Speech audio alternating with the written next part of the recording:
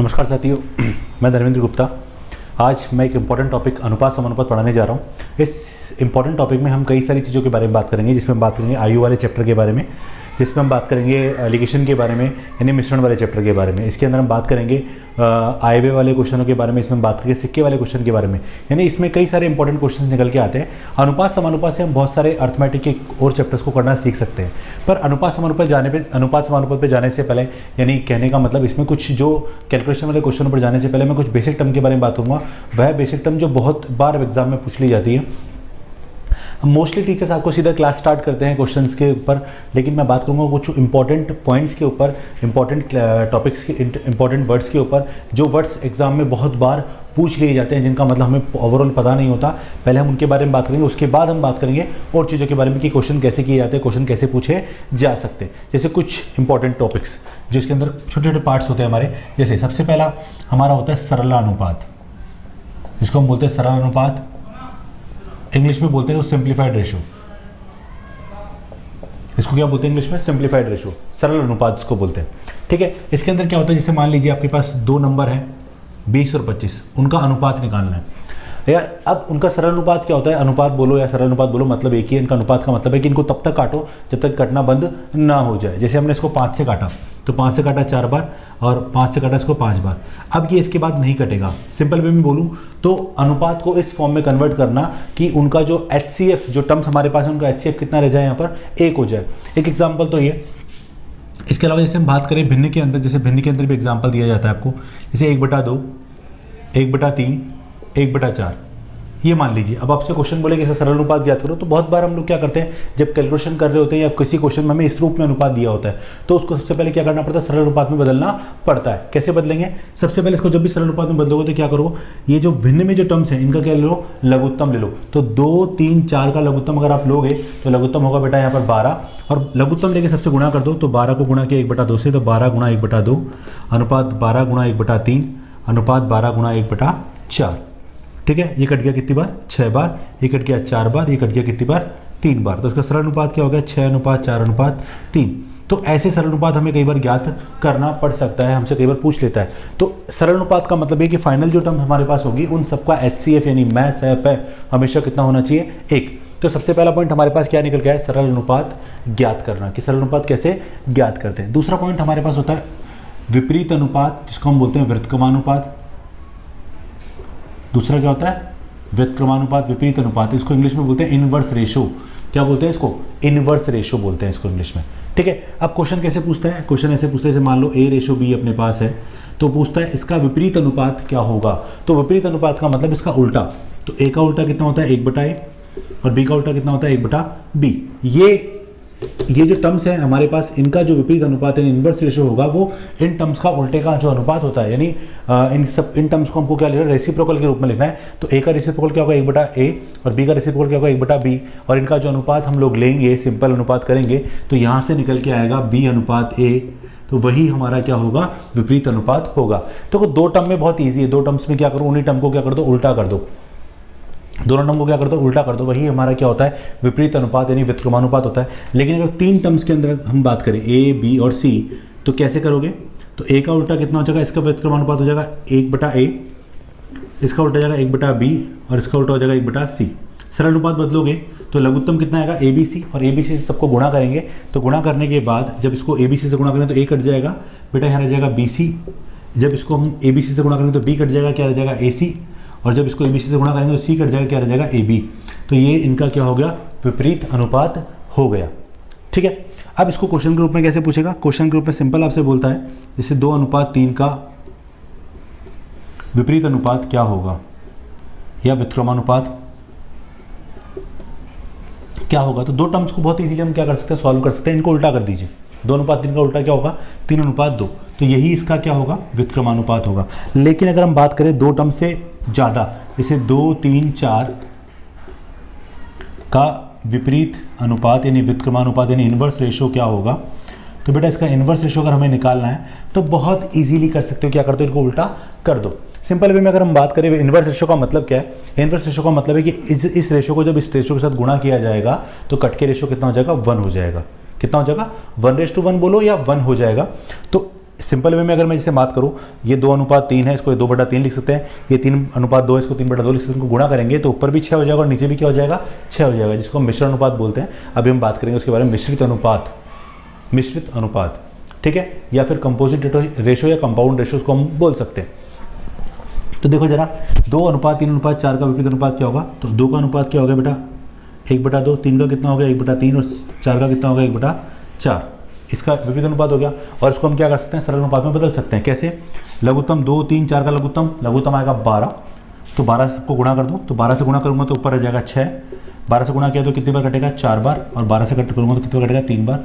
तो इसका जो विपरीत अनुपात हमारा होगा वो होगा 6:4:3, तो यही हमारा क्या होगा, विपरीत अनुपात हो गया। तो इस तरह से हम विपरीत अनुपात निकाल सकते हैं, ठीक है। अब चाहो तो देखो 2 को किससे गुणा करूँ 6 से, 3 को किससे गुणा करूँ 4 से, और 4 को किससे गुणा करूँ 3 से, तो देखो यहाँ भी 12 हो जाएगा, वहाँ भी 12 हो जाएगा और वहाँ भी 12 हो जाएगा। तो इस तरह से यहाँ पर वैल्यू निकल के आएगी, तीनों की क्या हो जाएगी, समान हो जाएगी। तो विपरीत अनुपात मेनली होता किस लिए, अनुपातों को समान करने के लिए होता है। और विपरीत अनुपात कब पूछा जाए तो सीधा आप ऐसे निकाल सकते हैं। तो एग्जाम में ये टर्म्स पूछ लेता है और हमें इनकी बेसिक टर्म्स के बारे में पता होना चाहिए। अभी कुछ और टर्म्स भी देखते हैं आगे। तो अगली टर्म है हमारी मिश्रित अनुपात, कंपाउंड रेशियो, कंपोजिट रेशियो को इंग्लिश में बोल सकते हैं। देखिए क्या है मिश्रित अनुपात, मिश्रित यानी मिक्स करना, नाम से पता चल रहा है, बचपन में बहुत बार पढ़ा है लेकिन भूल गए। तो देखो मिश्रित अनुपात क्या है, मान लीजिए आपको जैसे 1 देखा 1:B, दूसरा देखा C:D, तीसरा देखा CE:F, बहुत सारे अनुपात देखे हैं और आपसे क्वेश्चन क्या बोल रहा है, का मिश्रित अनुपात ज्ञात करें, ऐसे बोलता है। तो मिश्रित अनुपात क्या है, मिक्स करना, सबको मिक्स करना, कंबाइन करना, मिश्रित अनुपात होता है। देखो कैसे, तो सबसे पहले अनुपात को हम क्या लिखते हैं, भिन्न के रूप में लिखते हैं। किसके रूप में लिखते हैं, भिन्न के, फ्रैक्शन के रूप में लिखते हैं। तो A:B को हम क्या लिखते हैं, A/B, C:D को लिखते हैं हम C/D, E:F को लिखते हैं अपन E/F। इन सबको आपस में क्या कर लीजिए, मल्टीप्लाई कर लीजिए। मल्टीप्लाई करने के बाद जो भी वैल्यू निकल के आएगी, अब उसमें आपको क्या करना है, ऊपर वाली वैल्यू को नीचे वाली वैल्यू से काट सकते हो आप, ये आपको कैलकुलेशन का काम है। तो काट लीजिए, काटने के बाद ऊपर वाले टर्म को ऊपर मल्टीप्लाई कर दीजिए, नीचे वाले टर्म को नीचे मल्टीप्लाई कर दीजिए, और मल्टीप्लाई करने के बाद जो वैल्यू निकल के आएगी, वही किसका क्या होगा, मिश्रित अनुपात होगा। एग्जाम्पल के तौर पर अगर मैं बात करूँ तो जैसे 2:3, 4:9 तथा 81:64 का मिश्रित अनुपात ज्ञात करें। तो सबसे पहला काम, ये जो अनुपात है इसको हम क्या लिख सकते हैं, इसको हम 2/3 लिख सकते हैं। सेकंड, 4:9 को 4/9 लिख सकते हैं, और 81:64 को 81/64 लिख सकते हैं। उनको आपस में क्या कर दीजिए, गुणा कर दीजिए। गुणा करने के बाद जो टर्म्स कट रही हैं उन्हें काट दीजिए, ऊपर नीचे से कटते ही आपको पता ही होगा। तो 4 से काटा कितनी बार, 16 बार, 2 से काटा 16 को कितनी बार, 8 बार। अब यहाँ 9 से काटा 81 को कितनी बार, 9 बार, और 3 से काटा 9 को कितनी बार, 3 बार। तो क्या रह गया बेटा, 3/8। तो यही इसका क्या है, मिश्रित अनुपात है। ऐसे क्वेश्चन बहुत बार एग्जाम में पूछ लिए जाते हैं, और कई बार हम जब ये बेसिक टर्म्स नहीं पढ़ रहे तो हम क्या करते हैं, हम ये सोचते हैं कि क्वेश्चन में क्या पूछा गया है। जैसे एक एग्जाम्पल हो, देखो हमसे पूछता है वर्गानुपात, क्या पूछता है, वर्गानुपात। इसको इंग्लिश में बोलते हैं डुप्लीकेट रेशियो। क्या बोलते हैं, डुप्लीकेट रेशियो। इसका मतलब क्या है, जब किसी अनुपात को खुद के साथ ही मिश्रित कर दिया जाए, ये वाला, तो क्या करोगे, जैसे A:B के साथ A:B को ही गुणा करोगे तो क्या मिलेगा आपको, हमको मिलेगा A²/B²। इसी को हम क्या बोलते हैं, वर्गानुपात। और देखो बहुत बार आपसे पूछ लेता है ऐसे टर्म्स, तो आप बहुत इजीली निकाल सकते हैं।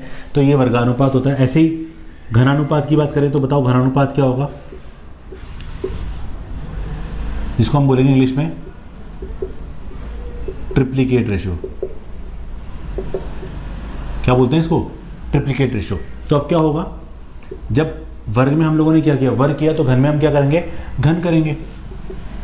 तो A³/B³, ये क्या हो गया हमारा घनानुपात। अब जैसे वर्ग अनुपात किया वैसे क्या होगा, वर्गमूलानुपात। क्या होगा, वर्गमूलानुपात। इसको इंग्लिश में बोलते हैं सब डुप्लीकेट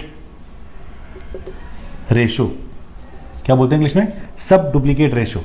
अब क्या होगा, जैसे हम बात करें वर्ग में हमने क्या किया, वर्ग किया, घन में हमने घन किया, तो घन वर्गमूल में क्या करेंगे, वर्गमूल करेंगे, यानी अंडर रूट करेंगे। अब A का अंडर रूट क्या होता है, अंडर रूट A, B का अंडर रूट क्या होता है, अंडर रूट B, और अगर हम इसको वैसे लिखना चाहें तो अंडर रूट का मतलब होता है पावर आधी, ठीक है।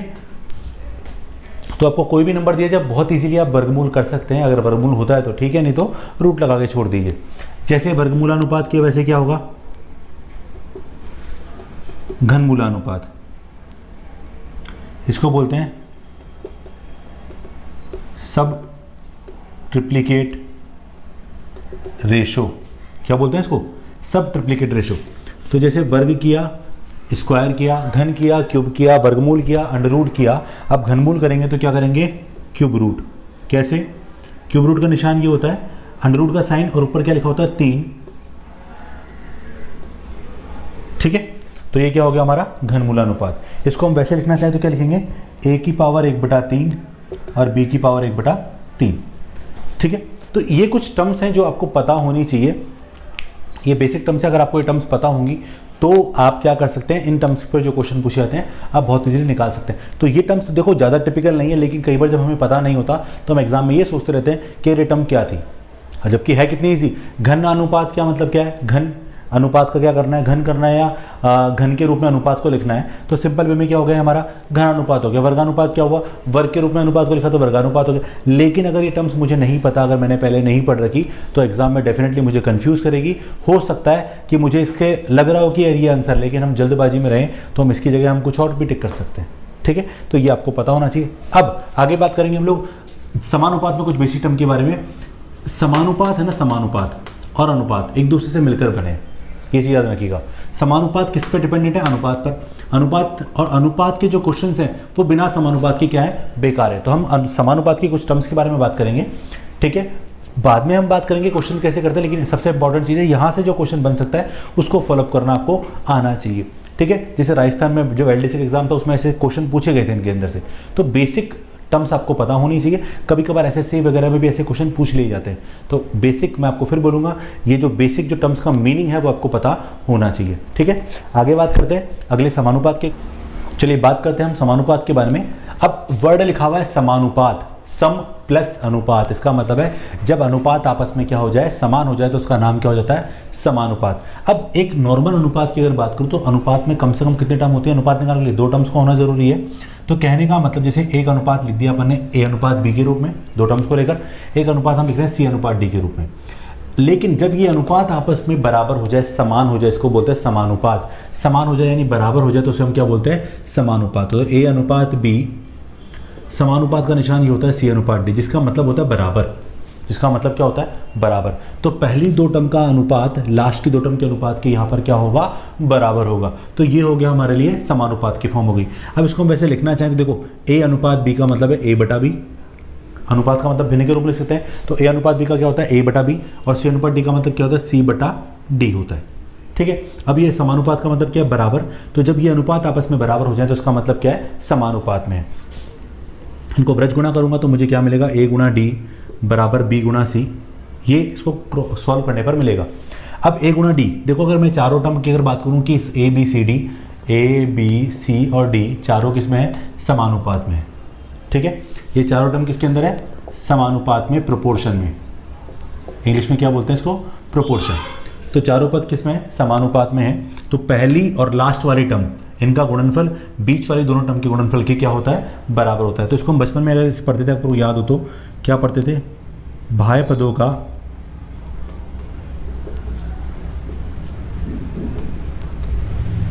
गुणनफल बराबर आंतरिक पदों का,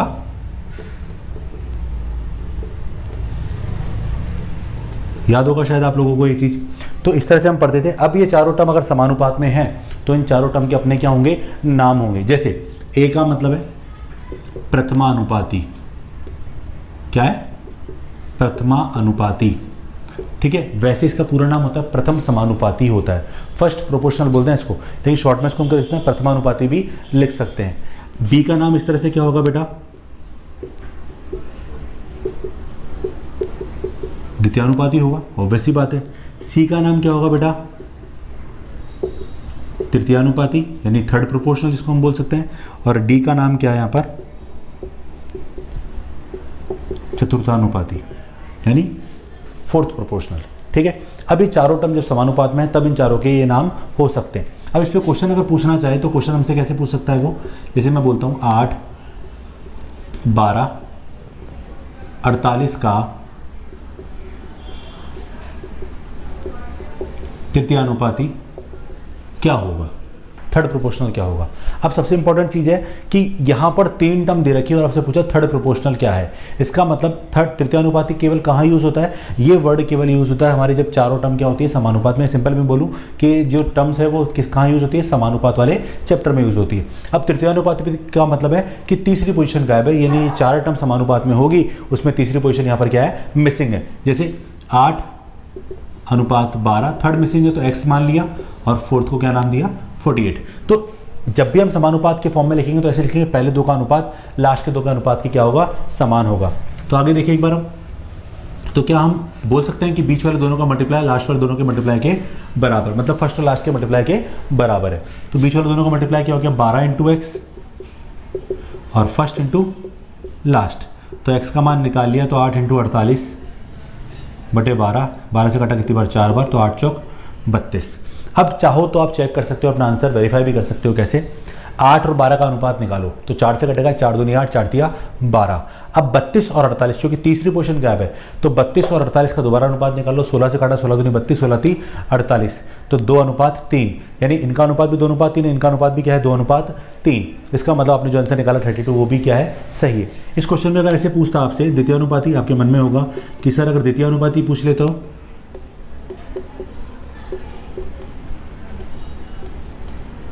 बेटा द्वितीयानुपाती पूछ ले तो प्रोसीजर बिल्कुल सेम वही होगा। बस याद रखिएगा, वहाँ थर्ड पोजीशन की बात करते हो तीसरी पोजीशन की बात करेंगे, तीसरे एक्स लिखेंगे, लेकिन द्वितीयानुपाती पूछा तो दूसरी पोजीशन लिखेंगे। लेकिन एक छोटी सी बात मैं आपको बताऊं, अगर आप किसी पर्टिकुलर 3 नंबर के लिए, मतलब नंबर्स के लिए अगर द्वितीयानुपाती निकाल रहे हैं और तृतीयानुपाती निकाल रहे हैं तो दोनों केस में जो वैल्यू आएगी वो क्या आएगी, सेम आएगी। दोनों केसेस में जो वैल्यू आएगी वो क्या होगी, सेम आएगी। तो देखो बीच वाले दोनों का गुणनफल 12 × x, लास्ट वाले दोनों के गुणनफल के बराबर, तो x का मान निकाला 8 × 48 बटा 12, 4 बार, तो 8 चौक 32। तो इस तरह से आप चाहें तो चेक कर सकते हैं। देखो दोनों का जो वैल्यू आया है तृतीयानुपाती और द्वितीयानुपाती का, दोनों का मान क्या है, यहाँ पर समान आया है। क्लियर है। इसमें क्वेश्चन ऐसे बन सकता है कि आपको चारों टर्म दे दिया है और चारों टर्म में आपसे पूछ ले कि कुछ मिसिंग है। कैसे, एग्जाम्पल बताता हूँ। अगला एग्जाम्पल देखिए जो मैं बोलना चाह रहा हूँ आपको। देखिए इस समानुपात में क्वेश्चन ऐसे भी बन सकता है, 11, 15, 35 और 51 की प्रत्येक मद से कितना घटाया जाए कि चारों क्या हो जाए, समानुपाती हो जाए। तो ये 4 टर्म आपको दे रखी है, इन चारों को भी देखिए, चारों समानुपात में नहीं है।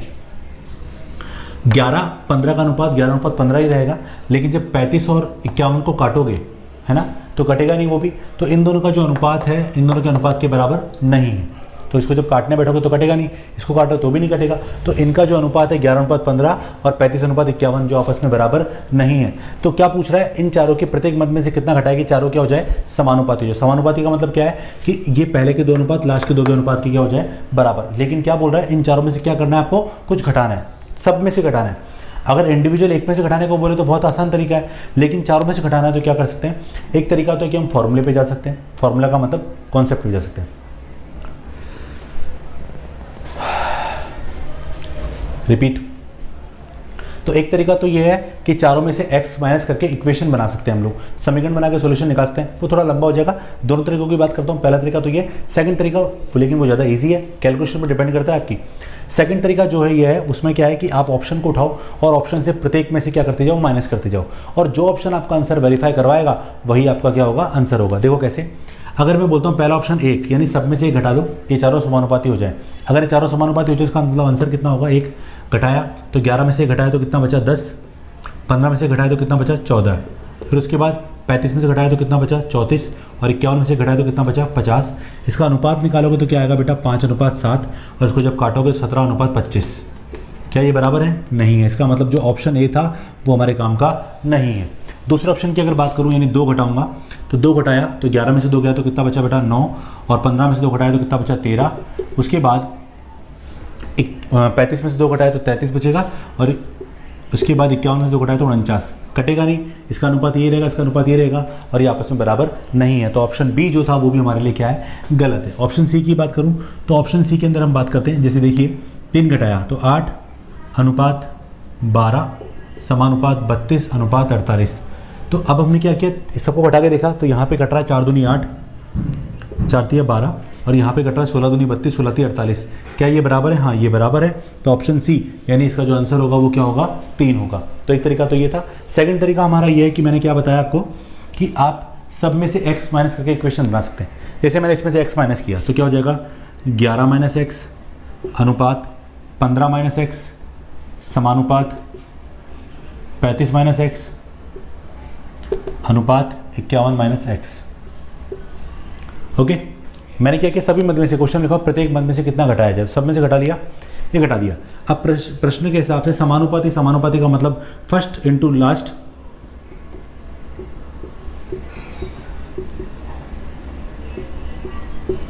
बराबर बीच वाले दोनों का गुणनफल, ये होगा। ठीक है, अब इसको गुणा करके सॉल्व कर लीजिए तो यहां से इक्वेशन बना के आप x का मान निकाल सकते हैं। कैसे? देखिए 11 इंटू 51 करोगे, 11 इंटू 51 करना है तो आप चाहो तो मल्टीप्लाई कर लीजिए। तो यहाँ पर मल्टीप्लाई करेंगे तो आएगा बेटा 561। ठीक है, इसको जब गुणा किया इससे 561, 11 इंटू एक्स 11x माइनस का ये माइनस का 51x और प्लस का x स्क्वायर, ये आ गया। अब इसमें इसको उससे गुणा किया। ठीक है, तो 15 को 35 से गुणा किया तो 525। ओके, इसके बाद जब इसको इससे मल्टीप्लाई किया तो माइनस का 15x माइनस का 35x माइनस का x इंटू एक्स यानी प्लस का x स्क्वायर। तो ये x स्क्वायर से x स्क्वायर कट गया, x को एक तरफ ले आओ, बाकी सबको टर्म्स को एक तरफ ले आओ। तो जब इसमें इसको देखा तो दोनों माइनस के हैं, तो दोनों माइनस के हैं तो कितना हो गया? माइनस का 62x। उस वाले को इधर ले आओ तो प्लस का हो जाएगा, प्लस 35 और 15 50, 525 है ही ऑलरेडी इधर। ये 561 हो जाके किसका हो जाएगा बेटा? माइनस का हो जाएगा। ओके, ठीक है, यहाँ तक। चलिए आगे सॉल्व कर लेते हैं। तो ये बचा माइनस का 12x और यहाँ से जब इसको घटाया जाएगा तो ये बचा बेटा माइनस का 36। तो माइनस से माइनस कट जाएगा तो x का मान कितना आ गया? 36/12, जिसका मतलब हो गया 3। अब देखिए यहाँ पर इक्वेशन कितनी बड़ी हो गई, क्वेश्चन की सॉल्यूशन कितनी लंबी हो गई। तो ये बहुत थोड़ा सा टिपिकल हो जाएगा हमारे लिए। बेस्ट तरीका क्या है? Go to your option, verify your question. ठीक है, तो ये था 4 टर्म जब समानुपात में होती हैं, लेकिन 3 टर्म भी समानुपात में होती है और वो कैसे वर्क करती हैं उसके बारे में हम बात करते हैं। देखिएगा, देखते हैं अब हम 3 टर्म्स कैसे समानुपात में हो सकती है। देखिएगा, तो 3 टर्म जैसे मैंने बोला A, B और C समानुपात में है। अब याद रखना, जब 3 टर्म समानुपात में है तो समानुपात का एक स्पेशल नाम होता है, इसको हम बोलते हैं वितत समानुपात या वितता अनुपात। क्या नाम होता है इसका? वितत समानुपात या वितता अनुपात, जिसको हम बोल सकते हैं। अब यहाँ पर देखो, आपको ये पता है 4 टर्म होना जरूरी है ही, क्योंकि पहली 2 का अनुपात लास्ट के 2 के अनुपात के क्या होगा? यहाँ पर समान होगा। तो 4 टर्म का होना जरूरी है, लेकिन बोल रहा है 3 टर्म समानुपात में। कैसे हो सकती है वो देखिए। तो पहली का अनुपात दूसरी के साथ, वही समानुपात में होगा किसका? दूसरी का तीसरी के साथ। यहाँ पर बीच वाले टर्म को हम कितनी बार रिपीट करते हैं? 2 बार रिपीट करते हैं। तो A अनुपात B समानुपात B अनुपात C बोल सकते हैं। तो अब देखो यहाँ से क्या होगा? A बटा B बराबर B बटा C, ये होगा। क्रॉस मल्टीप्लाई करो तो देखो ये B स्क्वायर आ गया बराबर ये क्या हो गया? AC हो गया। B स्क्वायर बराबर AC। ये एक तरह से अगर कोई आपसे पूछे कि ABC जो समानुपात यानी वितता अनुपात के अंदर है, ये मैथ्स में किस और टॉपिक के अंदर ऐसी सेम चीज़ अगर होती है B स्क्वायर बराबर AC, तो ये होती है गुणोत्तर श्रेणी में, गुणोत्तर माध्य के रूप में। ठीक है, अगर ABC अगर गुणोत्तर श्रेणी में तो B बराबर हमेशा क्या होगा? अंडर रूट AC होगा। कैसे? यहाँ B स्क्वायर हटाया तो क्या लग गया? अंडर रूट में AC। अब ये तीनों टर्म जब वितता अनुपात में यानी समानुपात में है तो वही पहली टर्म का नाम तो यहाँ पर क्या होगा? वही प्रथमानुपाती। क्या नाम होगा? प्रथमानुपाती। दूसरी टर्म का नाम बताता हूँ, रुक जाओ। और तीसरे टर्म का नाम क्या है? तृतीयानुपाती। ये सेम नाम है, लेकिन आपने एक स्पेशल नाम बहुत बार सुना होगा। अब यहाँ पर बीच वाले टर्म को कितनी बार रिपीट कर रहे हैं हम? 2 बार, इसलिए इसका नाम यहाँ पर स्पेशली क्या है? मध्यानुपाती। क्योंकि मध्य में दोनों टर्म का काम कौन कर रहा है? केवल यहाँ B कर रहा है। वो द्वितीयानुपाती का नाम, जैसे हम 4 टर्म की बात करते हैं तो यहाँ द्वितीयानुपाती का काम भी B करेगा और तृतीयानुपाती का काम भी कौन करेगा? B करेगा। ठीक है, तो एक तरह से यहाँ A अनुपात B अनुपात C। और क्वेश्चन वही लास्ट टाइम की तरह बन सकते हैं यहाँ पर। कैसे? 8 और 72 का